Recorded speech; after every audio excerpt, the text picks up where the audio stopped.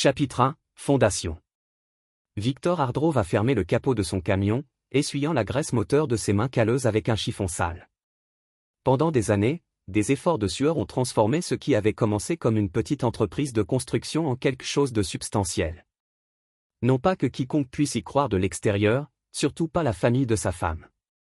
Tu joues toujours avec tes petits marteaux. Un SMS de Nathalie a allumé son téléphone. Sa façon de diminuer son travail n'avait pas changé depuis 9 ans qu'ils étaient mariés. Victor ne prit pas la peine de répondre. Ce soir, sa famille arriverait pour sa visite semestrielle. Un rituel de condescendance et d'insultes à peine voilé principalement dirigé contre lui et sa tentative pittoresque d'entrepreneuriat. Il est rentré chez lui en voiture jusqu'à leur modeste maison de 3 chambres en banlieue. Ce n'était pas extravagant, mais c'était payé pour quelque chose qu'il avait accompli grâce à une persévérance silencieuse, tandis que Nathalie se plaignait de ne pas vivre dans un quartier qui reflétait leur potentiel. Alors qu'il entra dans l'allée, il aperçut Nathalie à travers la fenêtre de la cuisine, faisant les 100 pas avec son téléphone, lui pressant l'oreille. Ses gestes animés lui disaient tout. Encore un appel secret à celui qui la faisait sourire sur son téléphone depuis des mois maintenant. À l'intérieur, elle a rapidement mis fin à son appel. Finalement, ils seront là dans 2 heures. J'ai besoin que tu te nettoies et que tu sois présentable pour une fois. Elle fronça le nez devant ses vêtements de travail. Et s'il vous plaît, s'il vous pose des questions sur votre entreprise, n'entrez pas dans des détails fastidieux. Dites simplement que tout va bien et changez de sujet. Victor hocha la tête, sans rien dire de l'appel qu'il venait d'avoir avec son partenaire commercial, Alexander Reed. Après des années de dur labeur, ils avaient reçu une offre d'acquisition de Meridian Construction Group 114 millions de dollars. Les formalités administratives furent finalisées ce matin-là, mais Victor avait gardé le silence. Il voulait voir jusqu'où iraient Nathalie et sa famille dans leur dénigrement. Avant de révéler la vérité, il s'est douché et s'est habillé d'une simple chemise boutonnée et d'un pantalon, ignorant la suggestion de Nathalie de porter la montre coûteuse que son père lui avait offerte à Noël dernier, un cadeau accompagné du commentaire « Au moins, tu posséderas une chose de valeur ». Tandis qu'il redressait son col, le téléphone de Victor vibra d'un texto d'Alexandre. Tout est prêt pour demain après-midi. La remise du chèque sera tout un spectacle. Victor sourit faiblement à son reflet.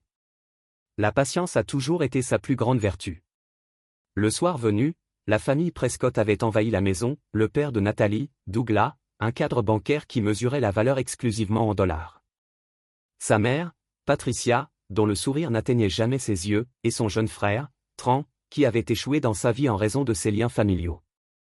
Leur SUV de luxe et leurs bagages de marque remplissaient le modeste hall d'entrée, apportant avec eux un air de supériorité qui semblait gonfler instantanément l'ego de Nathalie. Victor conduit toujours ce seau rouillé. Je vois Douglas commenter après le dîner, il a apporté un scotch coûteux et tourbillonnant parce que je doute que vous gardiez quelque chose qui vaille la peine d'être bu. Cela m'amène là où je dois aller.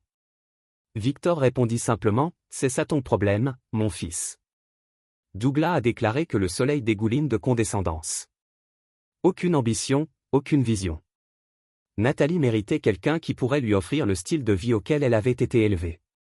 Victor remarqua que Nathalie ne le défendait pas. Au lieu de cela, elle regardait son téléphone, un léger sourire jouant sur ses lèvres, alors qu'elle envoyait un message à quelqu'un.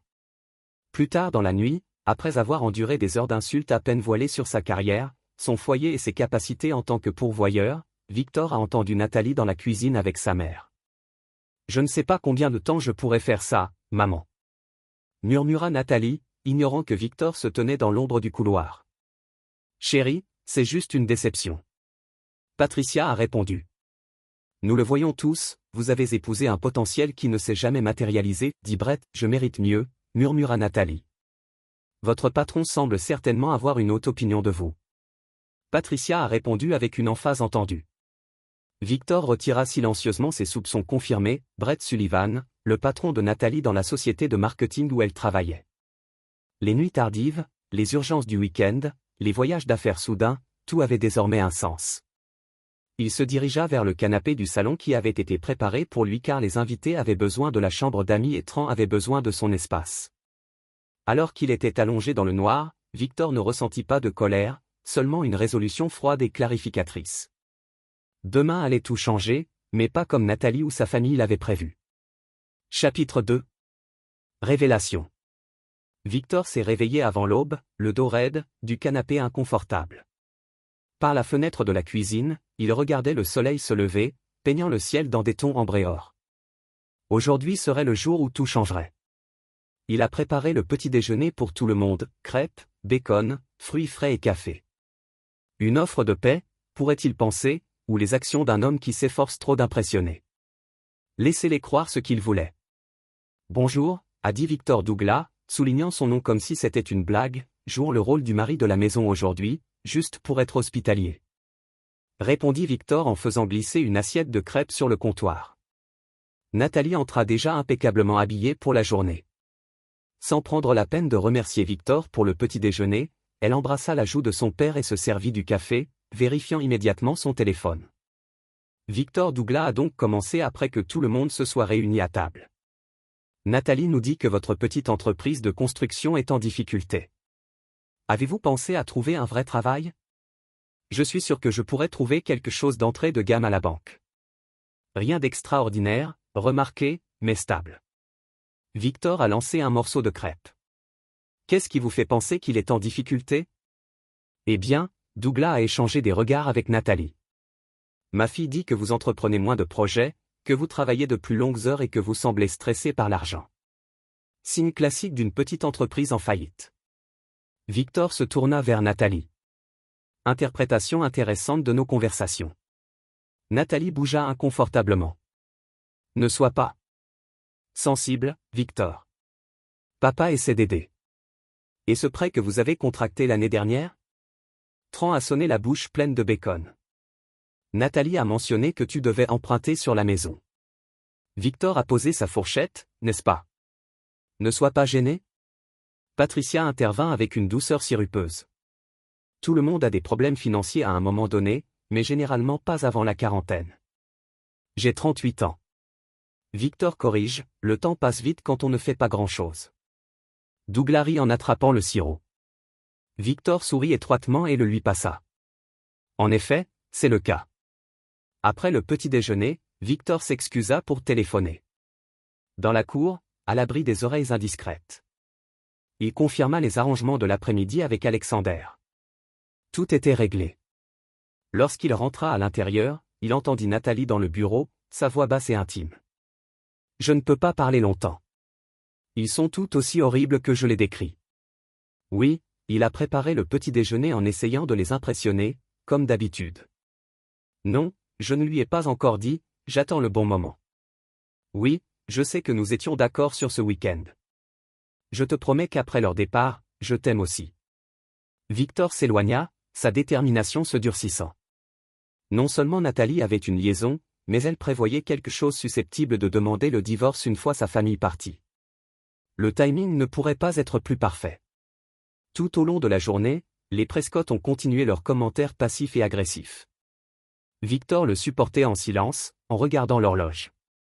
À 15 heures, il a suggéré à tout le monde de se rassembler sur la terrasse arrière pour prendre un café l'après-midi. J'ai une petite surprise, dit doucement Victor, s'il vous plaît, ne me le dites pas, vous nous entraînez sur l'un de vos chantiers. Tran gémit, rien de tel, le rassura Victor, je pensais juste que nous pourrions profiter du beau temps. Alors qu'il s'installait sur les meubles de patio, le téléphone de Victor sonna pile à temps. Excusez-moi un instant, dit-il en se dirigeant vers le devant de la maison. Quelques minutes plus tard, il revint, suivi d'Alexander Reed en costume sur mesure et derrière lui d'un photographe du journal économique local. Tout le monde, voici mon partenaire commercial, Alexander, annonça Victor. Le Prescott le regardait avec confusion. Alexander était clairement riche, de ses chaussures italiennes à sa montre Rolex, il respirait le succès dans le langage compris par les Prescott. Ravi de rencontrer enfin la famille de Vic, dit chaleureusement Alexander, même si ses yeux étaient calculateurs alors qu'il balayait le groupe. J'espère que l'intrusion ne vous dérange pas, mais nous voulions que cela soit officiel. Il fit un signe de tête au photographe. Faire quoi officiel? Demanda Nathalie en se levant. Alexandre a sorti une enveloppe de sa veste, le rachat, bien sûr. Méridian Construction ne pourrait pas être plus heureux de l'acquisition. Douglas fronça les sourcils de l'entreprise de Victor. Alexandre parut sincèrement surpris. Tu ne leur as pas dit, Vic modeste. Comme toujours, il s'est tourné vers la famille.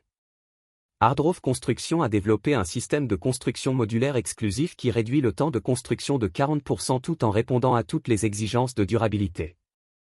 Meridian nous poursuit depuis des mois. Avant que quiconque puisse répondre, Alexander tendit l'enveloppe à Victor pendant que le photographe se positionnait. 14 millions de dollars, rachat, félicitations, annonça-t-il en serrant la main de Victor. Alors que la caméra clignotait, un crash fit se retourner tout le monde. Nathalie avait laissé tomber sa tasse de café, un liquide sombre se répandant sur les pierres du patio.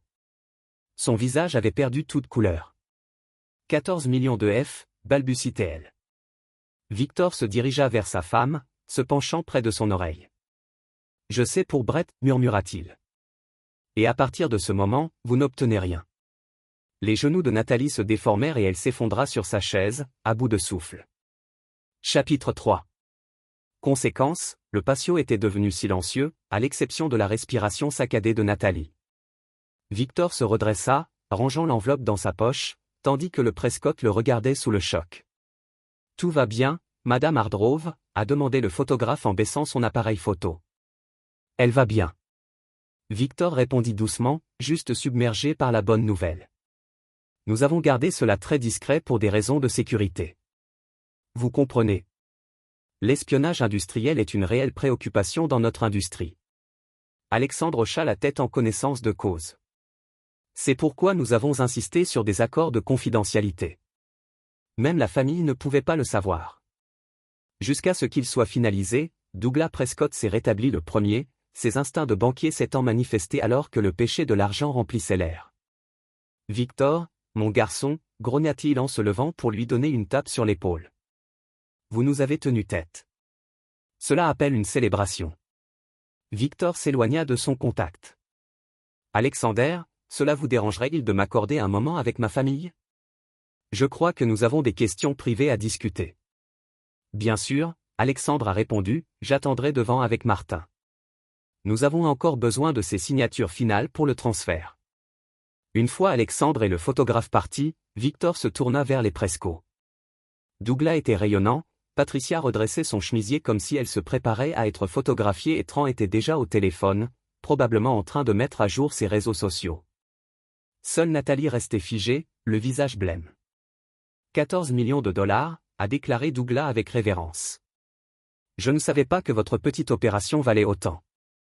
Tu n'étais pas censé le faire. Victor répondit froidement. Et cela n'aurait pas été le cas si j'avais écouté les critiques constantes de Nathalie ou vos conseils dévalorisants. Maintenant, Victor, commença Patricia, d'un ton soudain mielleux. La famille peut parfois être trop honnête, mais c'est uniquement parce que nous nous en soucions. Victor a ri un son sans humour, c'est comme ça que tu l'appelles?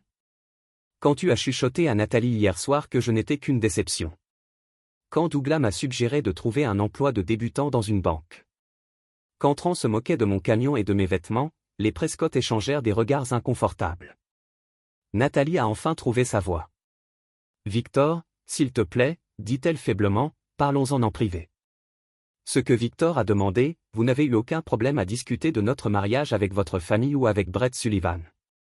Les yeux de Nathalie s'écarquillèrent, de quoi tu parles? Brett Douglas fronça les sourcils. Ta patronne, Nathalie. Victor sourit légèrement.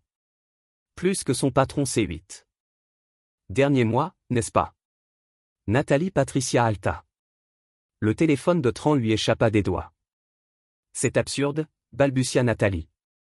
Victor essaie juste de détourner l'attention de ce que Victor a interrompu, du fait que pendant que je construisais une entreprise de plusieurs millions de dollars, tu prévoyais de me quitter, que toi et Brett alliez me le dire ce week-end après le départ de votre famille. Le silence de Nathalie était une confirmation suffisante. Vous avez vérifié ces textes? Dit-elle finalement, sa voix se durcissant d'accusation plutôt que de remords. Je n'en avais pas besoin, répondit Victor. Vous avez été négligent, les reçus d'hôtel dans votre voiture, les appels tard dans la nuit dans la salle de bain, les voyages d'affaires soudains que Brett a également fait, et ce matin même, je vous ai entendu au téléphone avec lui. Douglas s'éclaircit la gorge. C'est une affaire privée entre vous deux. Peut-être devrions-nous? Non, Victor, lui couper la parole. Vous ne pouvez pas vous éloigner maintenant. Pendant des années, tu m'as traité comme de la saleté sous tes chaussures. vous avez encouragé Nathalie à me considérer comme un échec. Vous avez sapé notre mariage à chaque occasion. Nous ne voulions que le meilleur pour elle. Patricia protesta faiblement. Le meilleur, la voix de Victor restait mesurée, mais froide. Le mieux aurait été de soutenir son mariage. Le mieux aurait été de respecter son mari. Au lieu de cela, vous avez validé ses pires instincts, son matérialisme, son droit, sa déloyauté. Ce n'est pas juste, dit Nathalie, les larmes coulant sur son visage. Vous n'avez jamais été là, toujours au travail, toujours sur les chantiers, toujours avec Alexander en train de construire quelque chose. Victor a répondu, construire un avenir. Pendant que vous le démontiez, il a sorti son téléphone et a tapoté l'écran, puis l'a tourné pour leur faire face.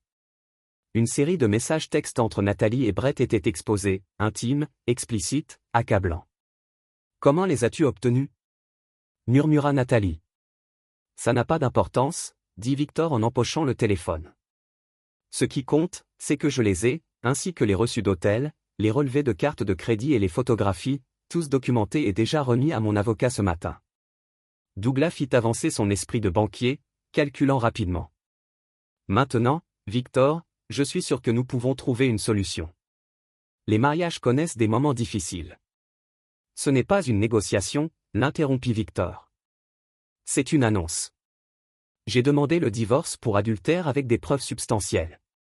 Compte tenu des lois du Minnesota, l'infidélité de Nathalie sera prise en compte dans le partage des biens. Tu ne peux pas, commença Nathalie. Je l'ai déjà fait. Déclara fermement Victor. Les papiers ont été signifiés à votre bureau ce matin. Brett a également reçu sa copie. Le téléphone de Nathalie se mit à sonner. Elle le chercha, vit le nom de Brett sur l'écran et répondit en tremblant, « Brett, qu'est-ce qui se passe ?» Victor pouvait entendre la panique dans la voix de Brett Sullivan d'où il se tenait. Au bout d'un moment, Nathalie baissa le téléphone. Son expression horrifiée. « Il a été viré », murmura-t-elle. L'entreprise a une politique stricte contre les managers ayant des relations avec des subordonnés directs. Ils ont reçu des preuves anonymes ce matin.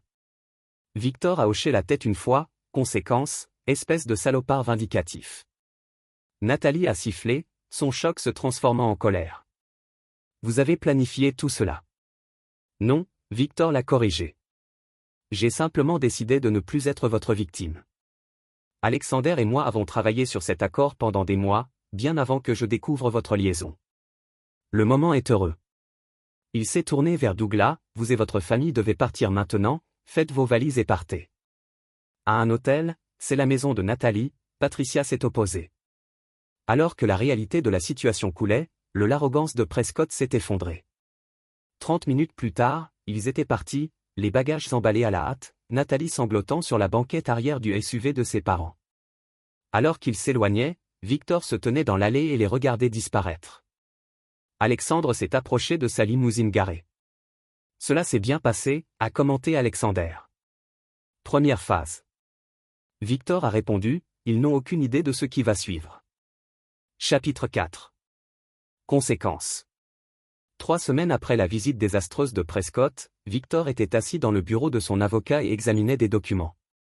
La spacieuse suite d'angle offrait une vue panoramique sur le centre-ville de Minneapolis, un contraste saisissant avec la cabine encombrée où Nathalie travaillait désormais comme représentante du service client, le seul emploi qu'elle pouvait obtenir après avoir été mise sur liste noire dans l'industrie du marketing. Elle demande la moitié de tout, malgré les preuves d'infidélité, a déclaré Dominic Weathers, l'avocat de Victor. L'avocat aux cheveux argentés avait d'abord semblé trop raffiné, trop établi, au goût de Victor, mais son efficacité impitoyable avait rapidement fait ses preuves. Ce n'est pas surprenant, a répondu Victor en parcourant la contre-proposition de l'avocat de Nathalie. Ce qui est surprenant, c'est qu'elle pense avoir un effet de levier. Dominique s'appuya contre le dossier de son fauteuil en cuir. La plupart des clients dans votre situation s'installeraient. Offrez-lui 1 million ou 2 pour qu'elle s'en aille tranquillement. Je ne le suis pas la plupart des clients. Dit Victor, sa voix se durcissant. Et ce n'est pas seulement une question d'argent. La vengeance coûte cher, a prévenu Dominique, tant financièrement qu'émotionnellement. Victor leva les yeux froids. Alors. C'est une chance que j'ai des ressources à revendre. Après la réunion, Victor s'est rendu dans un petit café dans un quartier calme. À l'intérieur, Un homme grand et athlétique attendait à une table dans un coin. Frank Donovan avait servi dans le renseignement militaire avant de devenir enquêteur privé. Ses services n'étaient pas bon marché, mais sa discrétion et sa minutie valaient chaque centime. « Que as-tu trouvé » demanda Victor sans préambule. Se glissant sur le siège en face de lui, Frank poussa un dossier en papier cartonné sur la table. Brett Sullivan n'est pas le premier homme marié avec qui Nathalie a une relation. Victor hocha la tête, sans surprise. Combien de 3G pu confirmer au cours des 5 dernières années? Tous les hommes en position de faire avancer sa carrière, tous mariés. Frank tapota le dossier, chronologie, reçu de l'hôtel, photographie, déclaration des témoins du personnel de l'hôtel, les travaux et les prescos. L'expression de Frank devint sombre. C'est là que ça devient intéressant. La carrière bancaire de Douglas Prescott n'est pas aussi brillante qu'il le prétend. Il a fait l'objet d'une enquête à 2 reprises pour violations éthiques. Dans les 2 cas, les accusations ont été abandonnées après que les témoins ont soudainement changé leur version des faits ou que les preuves ont disparu. Des pots de vin presque certainement, mais rien de prouvable. Ce qui est prouvable, c'est qu'il a aidé plusieurs clients, dont son fils Tran, à cacher leurs actifs lors d'une procédure de divorce. Frank baissa la voix. Le délai de prescription n'a pas expiré. Dans le cas le plus récent, Victor a absorbé ces informations reliant les points dans son esprit. Et Patricia, une grimpeuse sociale aux habitudes coûteuses, 3 DUI au cours de la dernière décennie, le tout tranquillement géré grâce à des liens familiaux. Elle est membre du conseil d'administration de plusieurs associations caritatives mais organise des dons pour financer sa dépendance au shopping. Tran a échoué toute sa vie. Travaille actuellement à la banque de son père dans un poste créé spécialement pour lui, a un problème de jeu, se cache de la famille, doit près de 200 000 $ à des personnages peu recommandables. Victor resta assis à traiter cette information. Bon travail, Frank hésita. Il y a encore une chose.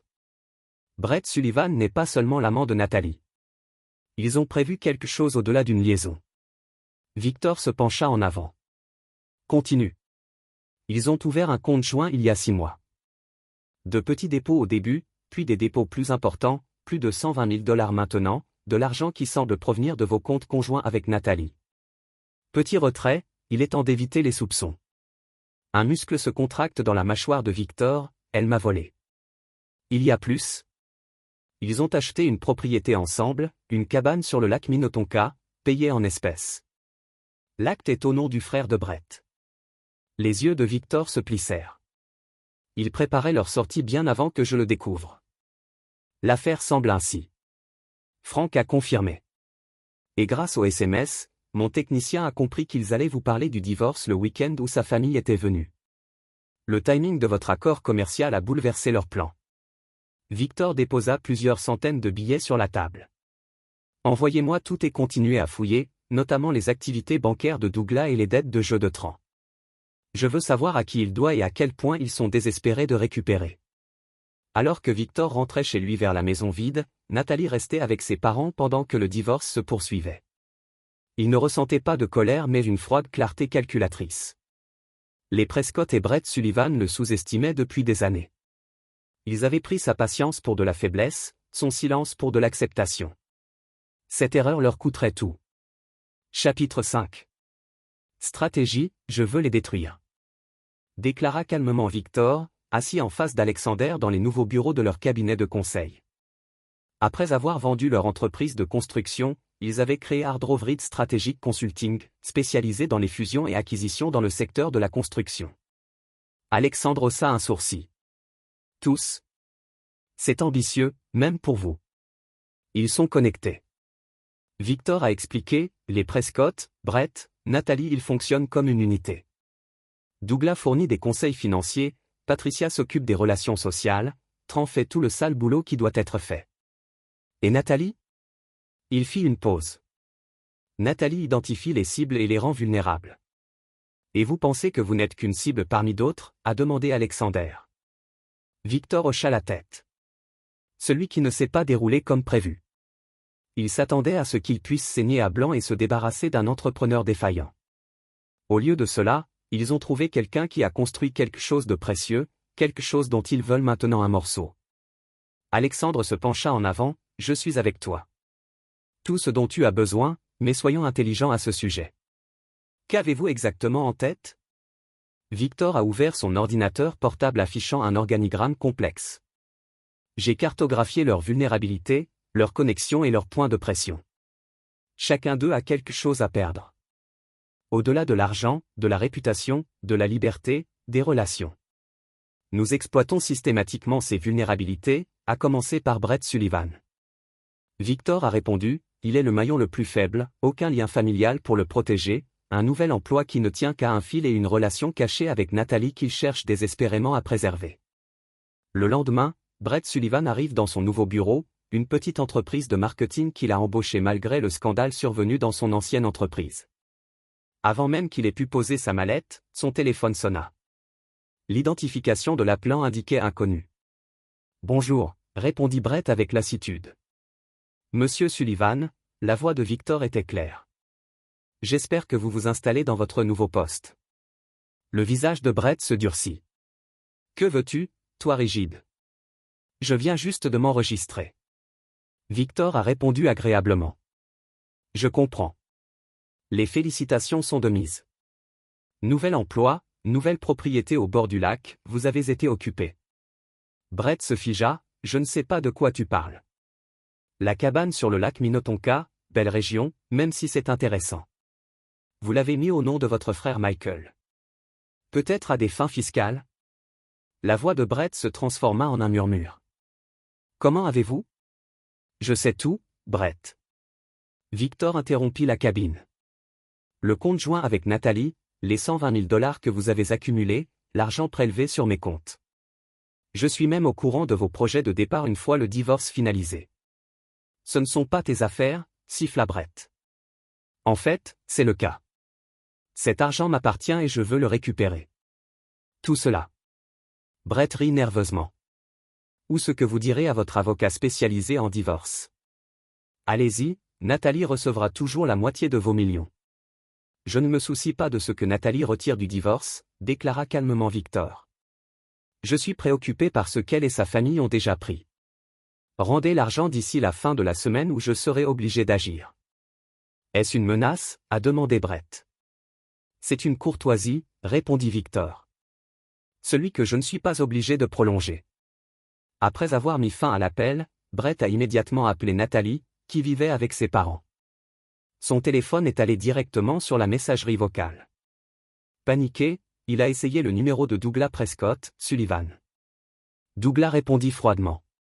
Les Prescott s'étaient montrés froids envers Brett depuis la révélation de l'affaire et la perte ultérieure des droits de Nathalie sur la fortune de Victor.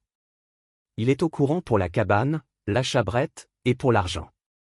Il veut tout récupérer d'ici la fin de la semaine. Un long silence suivit. Viens à la maison.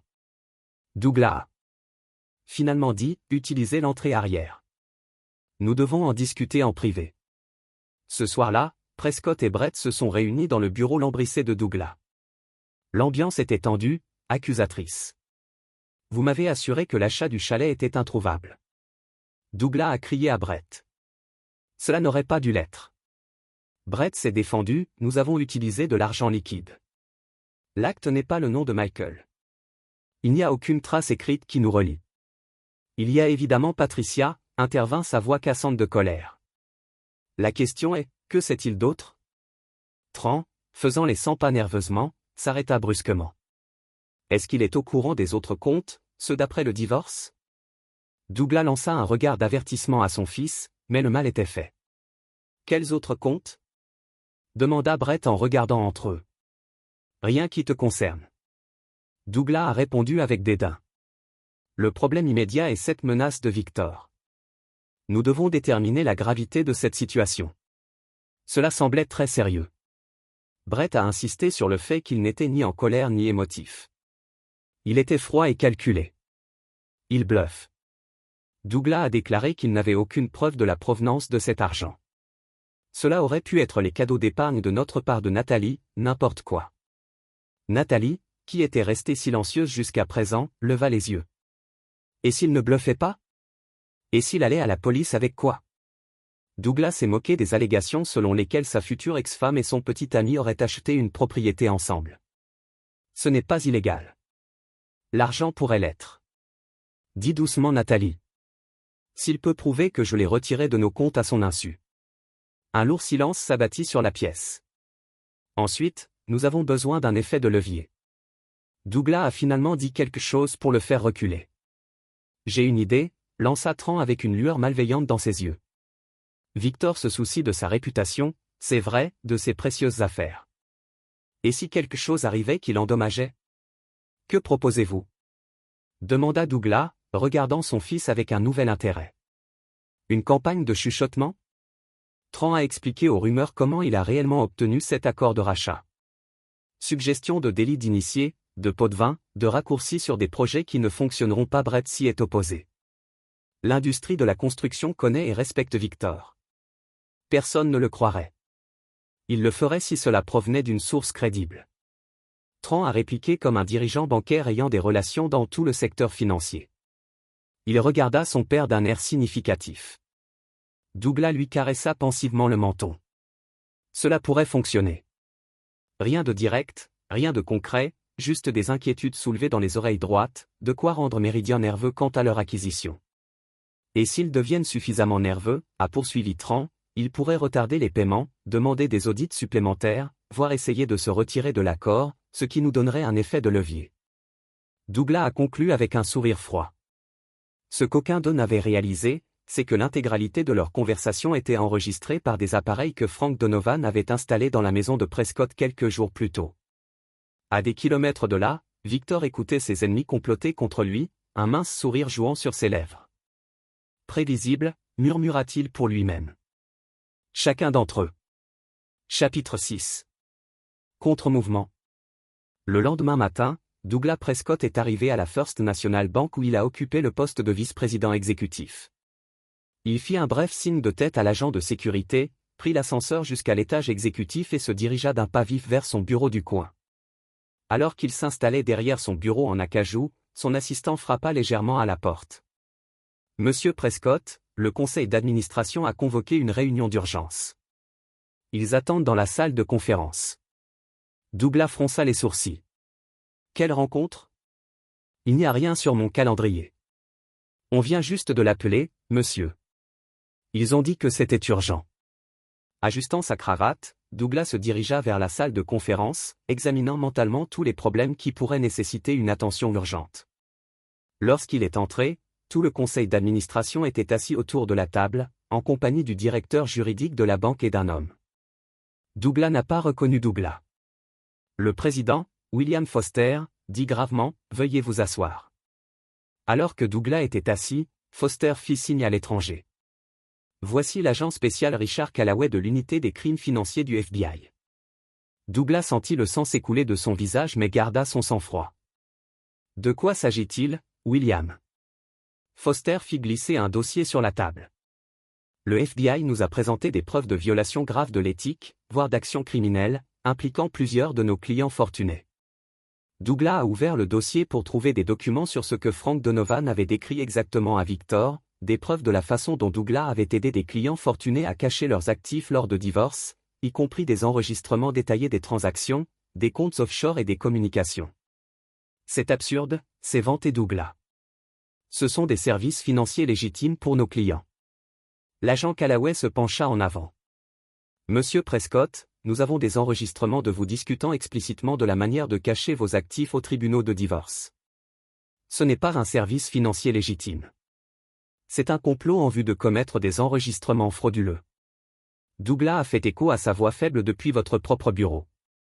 Callaway a confirmé, apparemment, quelqu'un documente vos activités depuis un certain temps.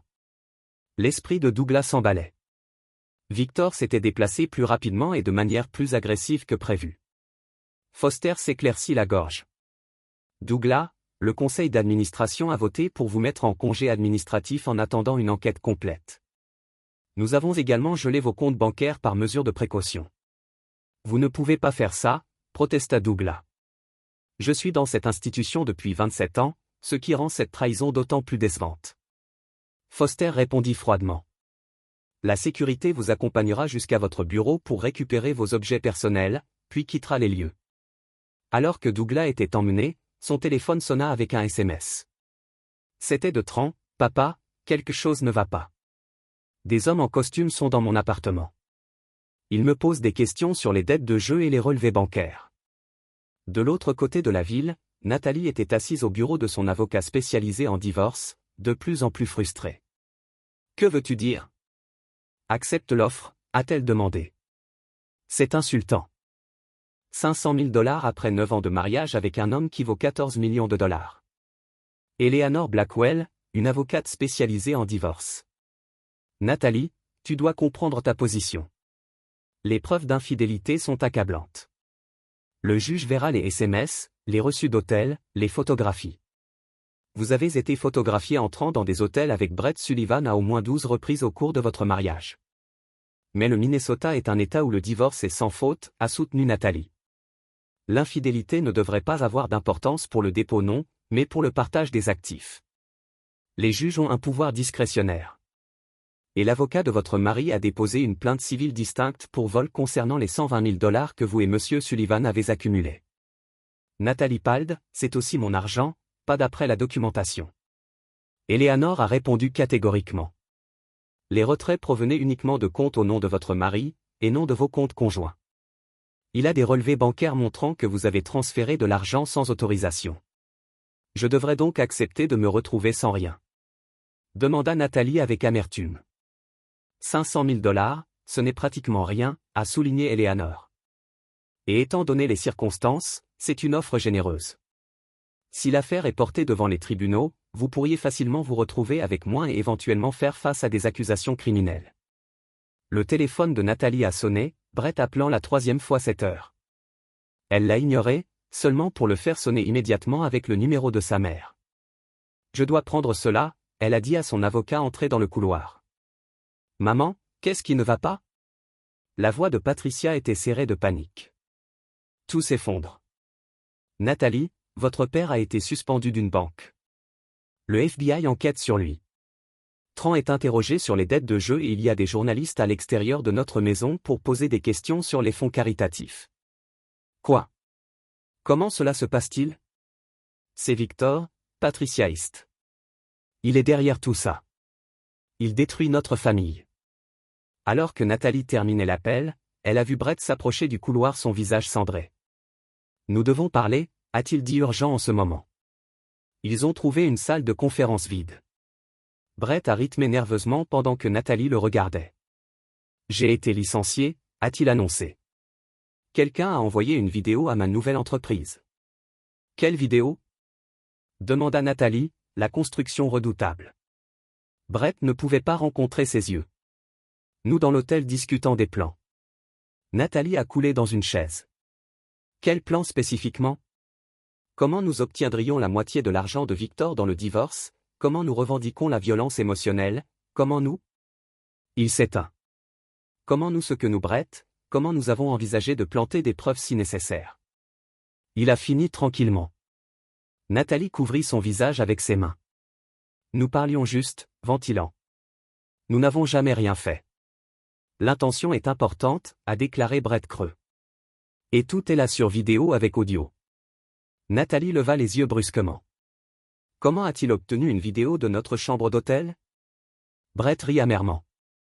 Est-ce important? Il l'a, tout comme il a des preuves de l'argent. Vous avez pris la cabine. Nous avons tout acheté. Il a 10 pas devant nous et il ne s'arrête pas. Que faisons-nous?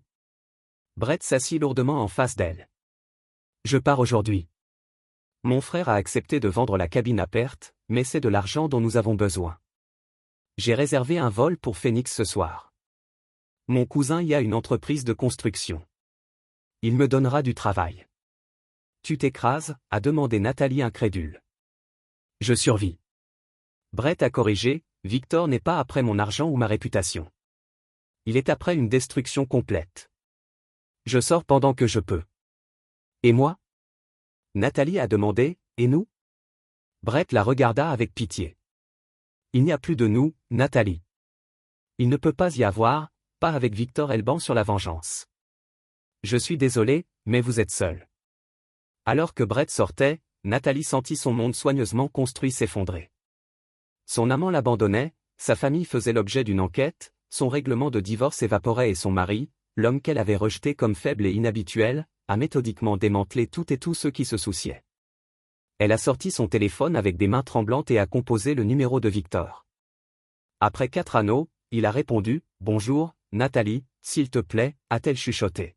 « Veuillez arrêter ça. » Une longue pause suivit. « Arrêtez-vous, quoi exactement ?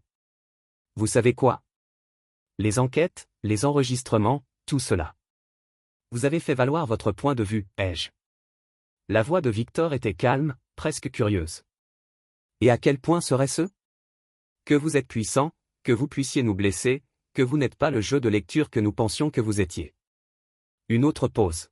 « Ce n'est pas du tout le point, Nathalie. Le point est des conséquences. Les actions leur font le vôtre. Vos pères, Bray, vous avez tous fait des choix et maintenant vous vivez les résultats. Que veux-tu ? Demanda-t-elle désespérément. Moni, je redonnerai chaque centime, la cabine Brett la vend déjà. Dites-moi simplement ce qu'il faudra pour mettre fin à cela. Ce n'est pas ce que je veux. Victor a répondu, il s'agit de ce que vous méritez tous. Et nous avons à peine commencé à explorer cette question. La ligne est morte, laissant Nathalie fixant son téléphone avec horreur. Pour la première fois, elle a vraiment compris ce que Victor était devenu, pas un mari lésé cherchant une récompense, mais une force vengeante déterminée à rencontrer la justice comme bon lui semble, et elle ne pouvait rien faire pour l'arrêter. Chapitre 7. Effondrement. Un mois après les révélations de Victor, la famille Prescott s'est de nouveau réunie, non pas dans leur élégante maison, mais dans un petit appartement que Nathalie avait loué à la périphérie de Minneapolis. Le luxe et le privilège qu'ils avaient pris pour acquis avaient disparu avec une rapidité. Douglas était assis penché sur une chaise pliante, vieilli au-delà de ses années. L'enquête du FBI s'était développée pour inclure plusieurs de ses clients, qui s'étaient tous impatients de se sauver. La First National Bank l'avait licencié après qu'un audit interne a découvert des violations encore plus éthiques. Ses comptes sont restés gelés. Sa réputation en lambeaux. Patricia a rythmé nerveusement, vérifiant son téléphone toutes les quelques minutes. Les conseils caritatifs qu'elle avait dominés autrefois lui avaient tous demandé la démission. Après que des conseils anonymes ont conduit à des enquêtes sur les irrégularités financières, le Country Club a révoqué les membres du Prescott. Les anciens amis ne renvoient plus ses appels. Trans est affalé sur le canapé d'occasion de Nathalie qui allaitait une mâchoire meurtrie, un avertissement de ses créanciers de jeu qui s'étaient impatients après la chute de son père de la grâce ont éliminé leur espoir de paiement facile. Cela fait 1 mois, a déclaré Douglas O'Rarsley, 1 mois d'enfer. Quand cela se termine-t-il ? Ce n'est pas ? Nathalie a répondu, en fixant des tasses de café bon marché devant eux. Pas avant qu'ils ne soient satisfaits. Et quand sera-ce ? Patricia a demandé lorsque nous sommes tous en prison, alors que nous avons tout perdu. Il a dit qu'il s'agissait de conséquences. Nathalie a expliqué, sa voix creuse, à l'obtention de ce que nous méritons. Et qui est-il pour décider ce que nous méritons ? Douglas a explosé puis grimaça. Sa douleur a traversé sa poitrine. Le stress avait déclenché des attaques d'angine de poitrine, ajoutant des factures médicales à leurs problèmes de montage. C'est l'homme que nous avons sous-estimé, répondit Nathalie simplement, l'homme que nous avons humilié et trahi. L'homme qui a construit quelque chose de précieux pendant que nous prévoyions de le prendre. Tran leva les yeux, ses yeux injectés de sang. Il doit y avoir un moyen de riposter. Tout le monde a des vulnérabilités, pas Victor. Nathalie a dit plus. Il a liquidé la plupart de ses actifs. Il a protégé ses intérêts commerciaux grâce à un réseau complexe de LLC. Il a même fait don d'une partie importante à la charité de la charité, et non du genre de mère écumée. Et Alexander ? Douglas a suggéré son partenaire commercial. Pouvons-nous arriver à Victor à travers lui ? Nathalie secoua la tête. Alexander est aussi impitoyable que Victor maintenant. De plus, ils sont amis depuis l'université.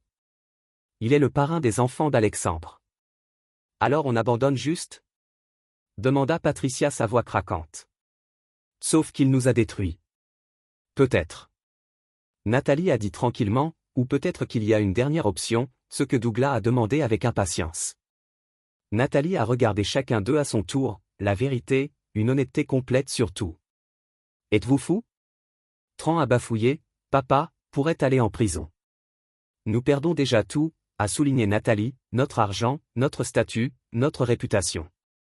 Du moins avec la vérité, il y a une chance, je ne sais pas le pardon, mais peut-être une fin. Absolument pas, a déclaré Douglas. Nous n'admettons rien. Avant que Nathalie ne puisse répondre, un coup est venu à la porte de l'appartement. Elle s'approcha prudemment et vérifia le coup de pied, puis recula sous le choc. C'est Victor, murmura-t-elle.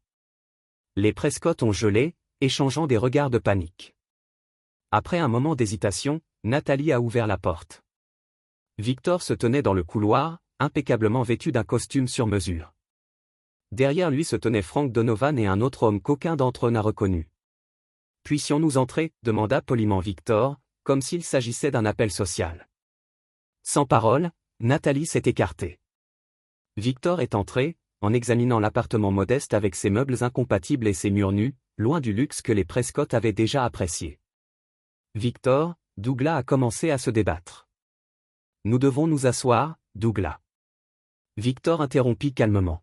« Vous avez l'air mal. » Douglas s'enfonçait dans sa chaise dégonflée.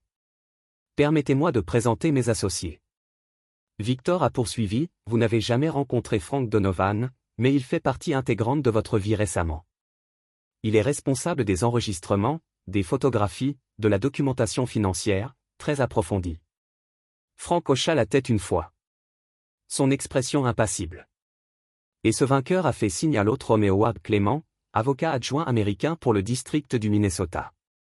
L'apport collectif du Prescott était audible. « Pourquoi est-il ici ?» Patricia demanda à sa voix à peine au-dessus d'un murmure. Monsieur Clément a examiné les preuves contre Douglas. Victor a expliqué la fraude, le complot, les violations éthiques, suffisamment pour l'envoyer à la prison fédérale pendant 12 à 15 ans. Douglas est devenu pâle. « Victor, s'il vous plaît, je n'ai pas fini. » Victor l'a coupé. Monsieur Clément a également examiné le détournement par Patricia des fonds caritatifs et la complicité de Tran dans plusieurs des régimes de son père, ainsi que certains prêts douteux traités par le Premier National. Le Prescott s'est assis dans un silence stupéfait alors que Victor a continué. « Monsieur Clément est prêt à déposer des accusations contre vous, le bureau du procureur américain est confiant des condamnations. » Pourquoi nous le dites ? Nathalie.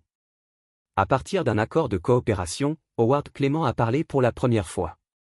Comme regarda Victor avec une haine nue. Vous nous oblige à avouer. Je vous donne le choix, Victor l'a corrigé, prison pendant la majeure partie de votre vie restante ou quelques années, suivie d'une chance de reconstruire. Une conséquence sévère, certainement, mais pas aussi dure qu'elle pourrait l'être. Et moi ? Demanda Nathalie tranquillement. Quelle est ma punition ? Victor s'est tourné vers elle. Vous avez déjà perdu votre mariage, votre amant, votre statut et votre sécurité financière. Le jugement civil des fonds volés a vidé vos comptes restants. Je considère que notre entreprise a conclu. Nathalie hocha lentement la tête, comprenant la finalité dans sa voix. Vous avez 24 heures pour décider, a déclaré Clément debout. L'offre expire. Puis, alors que Victor et ses associés se préparent à partir, Douglas s'est levé sur ses pieds, son visage se tord de rage. Tu es un bâtard suffisant, grogna-t-il. Vous pensez que cela vous rend meilleur que nous. Vous êtes tout aussi cruel, tout aussi vindicatif. Victor s'arrêta à la porte.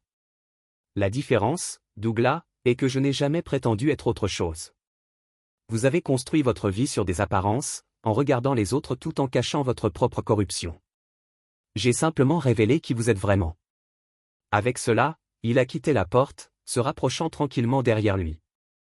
Le Prescott était assis en silence pendant plusieurs minutes, l'accord de coopération se trouvant intact sur la table entre eux. Enfin, Nathalie a parlé. Il a raison. Vous savez tous pour nous. Nous l'avons jugé, nous nous sommes moqués, le trahissons, tout en cachant notre propre laideur. Douglas la regarda. Enregistrez vos épiphies philosophiques. Nous devons décider quoi faire à ce sujet. Il a frappé un doigt sur le document. Il n'y a rien à décider. Nathalie a dit fermement, vous le signeriez, vous coopérerez, vous poserez votre temps. Comment oses-tu ? Douglas a commencé. Non, Nathalie interrompit, se levant. Comment oses-tu ? Comment vous osons tous ? Vous m'avez élevé pour croire que je méritais plus que Victor ne pourrait me donner. Vous m'avez encouragé à tricher, à voler, à mentir, et maintenant nous payons tout le prix. Elle a repris l'accord de coopération. Signez-le, papa. C'est fini. Victor a remporté le chapitre 8. Expiation. 6 mois plus tard, Victor s'est assis dans la zone des visiteurs de l'établissement correctionnel fédéral adulte en attente. La chambre était clairsemée mais propre, remplie d'autres visiteurs, principalement des femmes et des enfants voyant des maris et des pères. Victor était l'un des rares hommes visitants. Un autre homme, Douglas Prescott, est entré dans son uniforme de prison, le tissu orange accroché vaguement sur son cadre. Il avait perdu du poids et sa posture autrefois impérieuse avait disparu, remplacée par les mouvements prudents d'un homme qui avait appris à la dure qu'il ne contrôlait plus. Quand il a repéré Victor, Douglas hésita, puis s'approcha lentement et s'assit en face de lui à la petite table. « Je ne pensais pas que tu venais vraiment », a déclaré Douglas, sa voix plus froissée que Victor ne s'en souvient. « J'ai dit que je le ferais », a répondu Victor simplement. Ils se sont assis dans un silence inconfortable pendant un moment avant que Douglas ne repartît. « Si vous êtes venu pour des excuses, vous perdez votre temps. » Victor secoua la tête. « Je n'ai pas besoin de vos excuses, Douglas. Je sais que vous n'êtes pas désolé pour ce que vous avez fait, seulement pour vous faire prendre. » La mâchoire de Douglas s'est resserrée. « Alors pourquoi êtes-vous ici pour vous donner ceci ?» Victor a déclaré, glissant un dossier à travers la table, la transcription de ma conversation avec Patricia hier. Douglas a ouvert le dossier avec prudence, scannant le contenu. En lisant, son expression est passée de la suspicion au choc. « Elle coopère avec l'enquête caritative, murmura-t-il, leur disant tout. « Oui », a confirmé Victor. « En échange de la probation au lieu de prison, elle devra toujours faire une restitution, bien sûr. » Douglas leva les yeux étroits. « Et vous avez arrangé cela. » J'ai présenté l'option. Elle a fait le choix. « Pourquoi ?» a demandé Douglas. « Pourquoi l'aider après tout ?» Victor a considéré la question parce que, contrairement à vous, Patricia est en fait plein de remords, pas seulement pour se faire prendre mais pour le mal qu'elle a causé. Elle a accepté de travailler avec les organismes de bienfaisance pour mettre en œuvre des contrôles financiers appropriés pour empêcher les autres de faire ce qu'elle a fait. Et qu'en est-il de Tran? L'avez-vous aidé aussi? L'amertume dans la voix de Douglas était indubitable. Les dettes de jeu de Tran ont été réglées, a déclaré Victor. Il est dans un programme de traitement résidentiel pour sa dépendance. Une fois terminé, il purgera 2 ans de probation et travaillera dans un programme de littératie financière communautaire qui enseigne aux autres à éviter ces erreurs. Douglas regarda Victor avec incrédulité. « Je ne te comprends pas. Vous nous détruisez d'abord. Maintenant, vous êtes ce qui nous sauve, ne sauvant pas ?» Victor a corrigé, permettant la possibilité de rédemption. « Il y a une différence dans Nathalie. » Douglas a demandé, « Quelle rédemption avez-vous offert ?» Quelque chose de durci dans l'expression de Victor, « Aucun. » Nathalie a fait ses choix avec une pleine conscience de leur signification. Les autres ont suivi votre exemple, mais elle a agi à partir de ses propres désirs égoïstes. Ses conséquences se trouvent. Douglas a hoché la tête lentement, traitant ces informations. « Alors je suis le seul à aller en prison ? Vous êtes l'architecte de l'effondrement moral de la famille, a dit Victor, celui qui leur a enseigné que les règles ne s'appliquent pas à Prescott, que les apparences importaient plus qu'une intégrité, que la richesse et le statut justifient toute action. 3 ans semblent appropriés. Vous, quelle que soit la personne, je l'ai façonné. » Gla a finalement demandé, « Quand je sors ?» Répondu, « Vos anciens clients ont été informés de votre condamnation. Vos licences professionnelles ont été révoquées. L'industrie financière de Minneapolis sait exactement qui et ce que vous êtes. » Douglas acquiesça sincèrement. « Je suis donc sans travail en finance. » Oui, a confirmé Victor, mais j'ai créé une fondation qui travaille avec d'anciens délinquants en col blanc, les aidant à trouver un emploi légitime après la prison. Vous vous qualifieriez pour le programme. Douglas le regarda avec confusion. « Pourquoi ferais-tu ça ?» Après tout, Victor s'est penché en avant parce que la vengeance n'était pas mon objectif, Douglas, la justice était, et la vraie justice comprend la possibilité de rédemption, même pour des gens comme vous. Alors que leur temps prenait fin, Douglas se tenait pour retourner dans sa cellule, mais avant de partir, il a posé une dernière question. « Vous le regrettez-vous jamais ? Jusqu'où tu es allé ?» Victor le considérait avec soin avant de répondre. « Je regrette que ce soit nécessaire. Je regrette que votre famille soit si déterminée à prendre ce qui n'était pas le leur que seules les conséquences graves les arrêteraient. Mais est-ce que je regrette de protéger ce que j'ai construit? Non, jamais. Douglas hocha la tête une fois, acceptant cette réponse, puis se retourna et reparta vers l'aile de la prison où il passerait les 3 prochaines années à contempler les choix qui l'avaient conduit là-bas. Alors que Victor le regardait partir, il ne ressentait aucune satisfaction, aucune joie dans la chute de l'homme, seulement une sombre reconnaissance que parfois la justice nécessitait des choix difficiles et des conséquences plus sévères. Chapitre 9 Renaissance. 1 an plus tard, Victor se tenait sur le pont d'observation d'une tour de dur nouvellement achevée, la ligne d'horizon de Minneapolis répandue sous lui. Le bâtiment 50 Story a représenté son évolution de l'entrepreneur au développeur, du constructeur à la visionnaire. Après la vente de son entreprise de construction, il avait investi une partie importante de sa fortune dans des projets de développement urbain en se concentrant sur des bâtiments mixtes combinant des logements abordables avec des espaces commerciaux. Tout à fait un point de vue, a commenté Alexander, le rejoignant à la balustrade. Vaut chaque centime et mot de tête. Victor hocha la tête, surveillant sa création avec une fierté silencieuse. Les unités résidentielles sont entièrement louées, les espaces commerciaux sont à 80% d'occupation et le jardin sur le toit s'ouvre au public le mois prochain. En parlant du public, Alexander a dit attentivement, « Avez-vous vu le dernier article ?» Il a remis à Victor une copie du Minneapolis Business Journal. Le titre indique « De la construction à la philanthropie, le voyage inattendu de Victor Hardrove ». Victor a parcouru l'article, qui a détaillé ses diverses initiatives de bienfaisance au cours de la dernière année, le programme de rentrée pour les anciens criminels de col blanc, le fonds de bourse pour les étudiants des écoles de commerce, les projets de développement urbain visant à revitaliser les quartiers en difficulté. Ils me font ressembler un saint, a noté sèchement Victor. Ah. Peine. Alexander gloussa. Mais il ne se trompe pas sur l'impact que vous avez. Victor a rendu le magazine. L'impact a toujours été l'objectif, construire quelque chose qui dure. Il se tenait dans un silence compagnon un instant avant qu'Alexander ne repartît. Avez-vous entendu Nathalie? Victor secoua la tête, non, car le divorce a été finalisé. La dernière fois que j'ai entendu dire qu'elle avait déménagé à Chicago, a recommencé et vous êtes d'accord avec ça. Plus de conséquences. Sa famille s'est brisée, son amant l'a abandonné, sa réputation et sa position sociale détruite. Sa part du règlement de divorce couvrait à peine ses frais juridiques. Victor haussa les épaules. Elle vit avec les conséquences de ses choix. C'est assez. Alexander a étudié son ami. Vous avez changé, ai-je, Victor, demandé, vraiment curieux. Vous êtes en quelque sorte plus léger, la colère qui vous a conduit après avoir découvert sa trahison.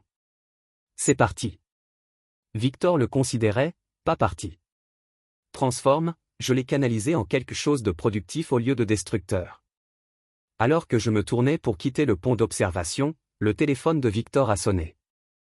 L'écran affichait un nom qu'il ne s'attendait pas à voir, Douglas Prescott. Je devrais prendre ça, a-t-il dit à Alexander, qui a hoché la tête et s'est éloigné pour lui donner de l'intimité. Douglas, a répondu Victor.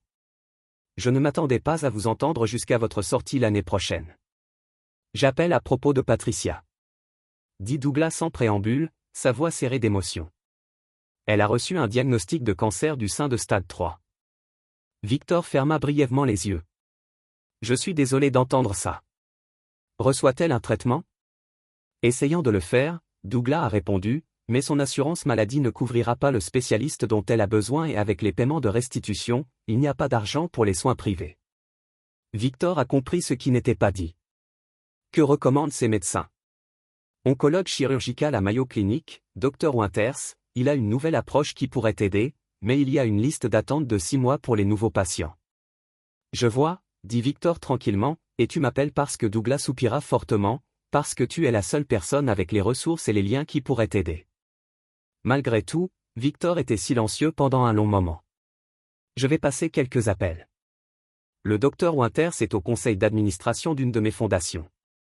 Merci, Douglas a dit les mots clairement difficiles pour lui. Je sais que vous n'avez aucune raison de nous aider. Je ne le fais pas pour vous, Douglas, a clarifié Victor, ni même pour Patricia. Je le fais parce que c'est la bonne chose à faire, quelque chose que votre famille n'a jamais compris. Après avoir terminé l'appel, Victor se dirigea vers le bord du pont d'observation, regardant à nouveau la ville qu'il avait aidé à façonner. Tant de choses avaient changé en 2 ans, son mariage, son entreprise, sa compréhension de lui-même. La vengeance qu'il avait exécutée contre les Prescott avait été calculée et approfondie, mais cela ne lui avait pas apporté la satisfaction qu'il s'attendait. Ce n'est que lorsqu'il a commencé à canaliser ses ressources en création plutôt qu'à la destruction qu'il a trouvé quelque chose qui ressemble à la paix. Son téléphone bourdonnait d'un texte de Dominic Weathers, son avocat. La coopération de Prescott a conduit à 3 actes d'accusation supplémentaires. Effet d'entraînement de votre justice. Victor sourit légèrement. La justice et non la vengeance, la distinction importait. Alors que le soleil commençait à se coucher sur Minneapolis, jetant de longues ombres à travers le paysage urbain, Victor a pensé aux mots qu'il avait chuchotés à Nathalie ce jour pivot lorsque le chèque a été présenté, les mots qui l'ont fait s'effondrer. Je connais Brett depuis des mois. J'ai tout documenté et je vous promets, au moment où j'ai fini, vous n'aurez rien et personne. Il avait tenu cette promesse. Les Prescott ont été exposés. Brett avait fui et Nathalie avait perdu tout ce qu'elle appréciait. Victor avait orchestré leur chute avec la même attention méticuleuse aux détails qu'il a apporté à ses projets de construction, mais quelque part en cours de route, la destruction avait cessé de le satisfaire. Il avait recommencé à se reproduire, non seulement des bâtiments, mais aussi des opportunités, des programmes, un avenir pour les personnes qui avaient besoin de seconde chance, non pas parce qu'il avait pardonné à ceux qui l'ont trahi, mais parce qu'il a refusé de laisser leur trahison le définir. La porte de l'ascenseur s'ouvrit derrière lui et Frank Donovan est monté sur le pont d'observation. Belle soirée, a commenté Frank, rejoignant Victor à la balustrade. C'est, a accepté Victor. Comment se passe le travail de fondation? Frank était passé de l'enquêteur privé au directeur du programme de rentrée de Victor, utilisant ses compétences pour vérifier les participants et créer des protocoles de sécurité. La demande de Douglas Prescott est venue aujourd'hui, a déclaré Frank, pour un emploi après la libération. Victor hocha la tête. Je m'y attendais et il est qualifié. Sa coopération a conduit à des poursuites importantes et son travail dans la bibliothèque pénitentiaire a été exemplaire. Frank a hésité mais compte tenu de votre histoire avec lui, je voulais vous consulter avant de continuer. Victor a considéré l'ironie de Douglas Prescott cherchant l'aide de la fondation même créée par l'homme qu'il avait traité une fois avec un tel dédain. La vie avait une façon de boucler la boucle. Processus, la demande, Victor a décidé, procédure standard, pas de traitement spécial, bon ou mauvais. Frank hocha la tête. Et s'il réussit dans le programme, il reconstruit sa vie à différents termes qu'auparavant. C'était toujours le point. Alors que Frank partait, Alexander est revenu avec 2 verres de whisky. Il a tendu un de Victor à la tour de Hardgrove. Alexander a proposé d'élever son verre et de tout ce qui vient ensuite. Victor a tincé son verre contre ses amis à la construction. Au lieu de se briser, il buvait en silence, regardant les lumières de la ville commencer à scintiller. Dans l'obscurité croissante, Victor a pensé au voyage qu'il avait amené ici, de dormir sur le canapé lors de sa visite des beaux-parents pour se tenir au sommet d'un bâtiment portant son nom, d'un mari rejeté comme une déception pour un homme qui s'était refait et, dans le processus, a aidé à refaire des parties de sa ville. Les Prescott l'avaient sous-estimé, tout comme Nathalie et Brett. Ils avaient confondu sa patience avec la faiblesse, sa retenue par manque d'ambition.